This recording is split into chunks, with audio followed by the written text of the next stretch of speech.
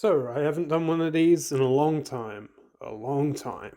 But you know what? I'm in an optimistic mood and I want to start putting out some more videos, so screw it. Here are my top 10 most anticipated movies of 2023. Coming in at number 10 is Toho's new Godzilla movie. I know nothing about this. I heard it might be a sequel to Shin Godzilla, a movie I thoroughly enjoyed, or might be set in post-war Japan, but either way, I am very intrigued. Shin Godzilla is a great movie, so whatever it is, I have confidence in whatever Toho is doing with Godzilla. Coming in at number 9 is the new Ridley Scott movie, Napoleon. I know Scott's recent work has been pretty hit or miss for a lot of people, but I absolutely adore The Last Duel. If anyone knows how to make an enthralling historical epic in this day and age, it's him. Also, you have Joaquin Phoenix as Napoleon, so I have a lot of hope that this movie is going to be incredible. At number 8 is Evil Dead Rise. I'm a fan of all the Evil Dead movies, including the remake, so I was going to be excited for this no matter what. But what also intrigues me is that apparently this movie scored so well at test screenings that even though it was made for HBO Max, Warner Brothers has enough confidence to put it into theaters. So that right there is a pretty great sign. As a fan of the remake, I'm still holding out some level of hope that this ties into that movie somewhat, but we'll see. At number 7 is Dune Part 2. I really liked the first Dune, I'm a big fan of Denis Villeneuve's movies, so yeah, really excited to see what comes next. At number 6 is Spider-Man Across the Spider-Verse. Into the Spider-Verse is one of the best animated movies of all time, and this looks super cool. I hope it doesn't overly rely on cameos and fan service, but I can't lie, I'm pretty pumped to see Spectacular Spider-Man back. I loved that show as a kid. The nostalgia baiting one, I'm sorry. Speaking of nostalgia bait, at number 5 is Indiana Jones and Dial of Destiny. That title sucks, but god, I really hope this is good. The trailer looks pretty solid, although it didn't give much away to get me extremely amped for this. That said, I love the Indiana Jones movies and have a lot of nostalgia for them, and I have faith in James Mangold. Logan proved for me that he can make a great final chapter for an old hero, so I'm hopeful that this will end Indiana Jones on a high note. At number 4 is David Fincher's new movie, The Killer. I don't know much about this movie at all, except that it's about Michael Fassbender playing a hitman, and also Tilda Swinton's in it. Also, it's based on a comic book, so I might give that a read. But David Fincher is one of the best directors working today, so obviously I'm excited for this. At number 3 is Oppenheimer. Christopher Nolan is also one of the best directors working today, and based on the trailer, this looks incredible. I know it's probably too early to say this, but I think this might be the film that finally gets Nolan an Oscar. I can't wait to see this in IMAX, obviously. At number 2 is Guardians of the Galaxy Volume 3.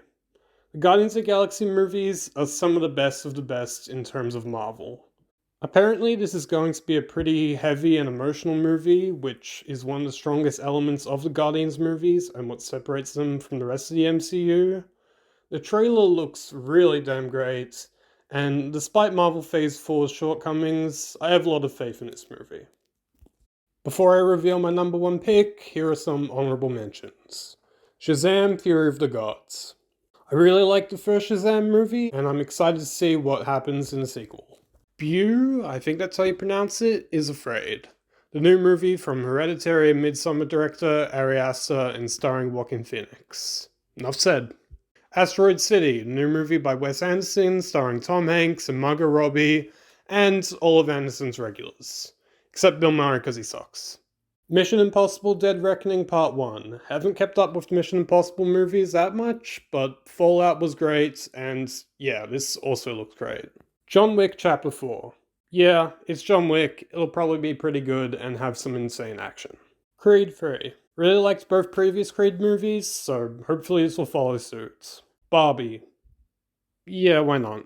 Aquaman and the Lost Kingdom. First Aquaman was a lot of fun, so I'm really looking forward to what James Wan does next. Marvels. I really liked Iman Vellani as Miss Marvel, and I'm excited to see more of her. Hopefully this is one of the better Marvel movies. Next Goal Wins, the new movie from director Taika Waititi. Glad he's going back to small scale stuff. That seems to be where he works best. Challenges from director Luca Guadagnino starring Zendaya. Enough said. 65. Didn't know what this was until I saw the trailer, and then I was like, holy shit, this looks insane, I have to see this movie. Also, Adam Driver's in it, which is a pretty good sign. Ferrari from director Michael Mann, and also starring Adam Driver. Rebel Moon, if it comes out next year, might be 2024, I don't know. Zack Snyder's pretty hit or miss for me, but when he hits hard. And I must admit, this looks very intriguing. Ant-Man and the Wasp, Quantumania. Yeah, why not? Blue Beetle. I know nothing about Blue Beetle. I think I saw him in some cartoons when I was a kid, but hey, if Warner Brothers doesn't cancel this movie, I'll definitely go see it. The Last Voyage of the Demeter. It's adapted from that one chapter of Dracula where Dracula is terrorizing the crew of a ship. I like the story of Dracula, and I think this could make for a really great movie. Teenage Mutant Ninja Turtles, Mutant Mayhem. I used to love the Ninja Turtles movies growing up, and this is from the co-director from the Mitchells vs. the Machines, so yeah, I have hope it'll be good. Wonka. Yeah, this will probably be a lot of fun. I really need to get around seeing the Paddington movies first though. Kraven the Hunter. I don't know if it'll be good, maybe, probably not, but I'll still see it. The Flash. Yeah, Ezra Miller's a piece of shit, but hey, I'm still gonna go watch it.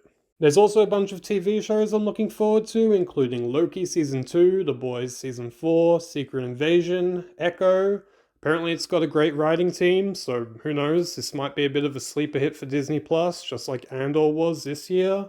Star Wars Visions Season 2, Star Wars Skeleton Crew, Jude Law doing a Star War. Yeah, why not?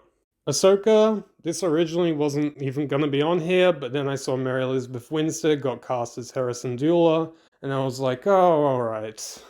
I'm looking forward to this now. The Mandalorian Season 3, and finally, Generation V, which is a spin-off of The Boys, so I'll have to watch it for when they do a crossover episode later down the line. And number 1 is Killers of the Flower Moon. The next film from director Martin Scorsese, who I consider to be the best director working today. It's also got a great cast with Leonardo DiCaprio, Robert De Niro. Glad these two frequent Scorsese collaborators can finally do a movie together. Jesse Plemons, Brendan Fraser, John Lithgow, and a bunch of others. Yeah, I'm certain this will be one of my favorites of next year. I can't wait. So, those are my top 10 most anticipated movies of 2023. Be sure to leave your top 10 in the comments below. Thanks for watching, I really appreciate it. If you want, you can follow me on Twitter @SmiGeekYT, leave a like, and subscribe for more videos like this one.